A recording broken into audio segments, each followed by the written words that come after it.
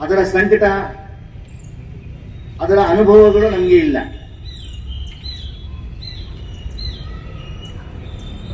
ಅಂತಹ ಒಂದು ಅದ್ಭುತವಾದ ಹೋರಾಟದಿಂದ ನಮಗೆ ಸಿಕ್ಕ ಈ ಸ್ವಾತಂತ್ರ್ಯವನ್ನ ನಮಗೆ ಹೇಗೆ ಸಿಕ್ತು, ನಮ್ಮ ಹಿಂದಿನವರ ತ್ಯಾಗ, ಬಲಿದಾನ, ನಿಷ್ಠೆ ಇವುಗಳನ್ನೆಲ್ಲ ನಾವಿವತ್ತು ಜ್ಞಾಪಿಸಿಕೊಂಡು ಅತ್ಯಂತ ವಿನಯಪೂರ್ವಕ ನಮನಗಳನ್ನು ಸಲ್ಲಿಸ್ತಾ ಅವರ ಹಾಕಿಕೊಟ್ಟ ದಾರಿಯಲ್ಲಿ ನಾವೆಲ್ಲ ಸಾಗುವ ಒಂದು ಪ್ರಯತ್ನ ಮಾಡುವ ಆಡಳಿತ ವ್ಯವಸ್ಥೆ, ಅದು ಪಂಚಾಯತ್ ರಾಜ್ ಇರಲಿ, ಸಹಕಾರಿ ವಿಭಾಗ ಇರಲಿ, ಅಥವಾ ಅತಿ ಮುಖ್ಯವಾದ ರಾಜ್ಯ ಮತ್ತು ರಾಷ್ಟ್ರದ ಆಡಳಿತವನ್ನು ನಾವು ಪ್ರಜಾತಂತ್ರದ ವ್ಯವಸ್ಥೆ ಅಡಿಯಲ್ಲಿ ನಿರಂತರವಾಗಿ ನಡೆಸಿಕೊಂಡು ಬರ್ತಾ ಇದ್ದೇವೆ.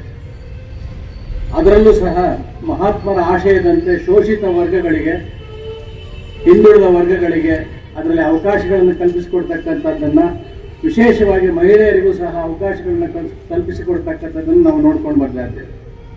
ಆ ದೃಷ್ಟಿಯಲ್ಲಿ ಸತ್ಯ ಮತ್ತು ಅಹಿಂಸೆಯ ಪ್ರತಿರೂಪವಾಗಿದ್ದಂತಹ ಮಹಾತ್ಮ ಗಾಂಧಿ ಈ ದೇಶಕ್ಕೆ ಇಲ್ಲಿಯವರೆಗಲ್ಲ, ಮುಂದಿನ ಭವಿಷ್ಯವರೆಗೂ ಸಹ ಅತ್ಯಂತ ಪ್ರಸ್ತುತ ಇರತಕ್ಕಂಥ ವ್ಯಕ್ತಿ.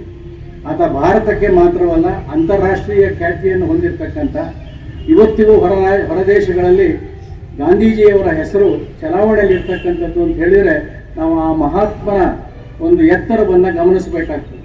ಆ ದೃಷ್ಟಿಯಲ್ಲಿ ನಮ್ಮ ಯುವಜನಾಂಗ ಅರ್ಥಕೊಳ್ಬೇಕು, ಮಹಾತ್ಮ ಗಾಂಧೀಜಿಯವರ ಆದರ್ಶಗಳೇನಿತ್ತು, ಅವರ ನಡೆ ಏನಿತ್ತು, ಅಹಿಂಸೆ ಮತ್ತು ಸತ್ಯದಿಂದ ಏನನ್ನು ಸಾಧಿಸಬಹುದು ಅಂತ ಅವರು ದೇಶಕ್ಕೆ ತೋರಿಸಿಕೊಟ್ರು, ಅದನ್ನು ನಾವು ಮುಂದುವರಿಸಿಕೊಂಡು ಹೋಗಬೇಕಾಗ್ತದೆ. ನಮ್ಮ ಇಂಜಿನಿಯರಿಂಗ್ ಕಾಲೇಜಿನ ಧ್ವಜಾರೋಹಣ ಸಂದರ್ಭದಲ್ಲಿ ನಮ್ಮ ಕಾರ್ಯದರ್ಶಿಯವರು ಬಹಳ ಅದ್ಭುತವಾದ ಒಂದು ಪಂಡಿತ್ ಜವಾಹರ್ಲಾಲ್ ನೆಹರೂರವರ ಒಂದು ನುಡಿಯನ್ನು ಅಲ್ಲಿ ಪ್ರಸ್ತುತ ಮಾಡಿ ಮಾತನಾಡಿದರು.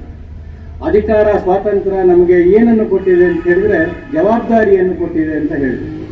ನೆಹರೂರವರು ಹೇಳಿದರು, ಆ ಅಧಿಕಾರ ಮತ್ತು ಸ್ವಾತಂತ್ರ್ಯ ಕೊಟ್ಟದ್ದನ್ನು ನಾವು ದುರುಪಯೋಗ ಮಾಡಿಕೊಳ್ಳದೆ ಜವಾಬ್ದಾರಿಯುತವಾದ ನಡೆಯನ್ನು ಮಾಡಿದರೆ ಮಾತ್ರ ಅದಕ್ಕೆ ಕೊಡುವ ಗೌರವವನ್ನು ನಾವು ಅರ್ಪಿಸಿದಾಗ ಆಗುತ್ತದೆ.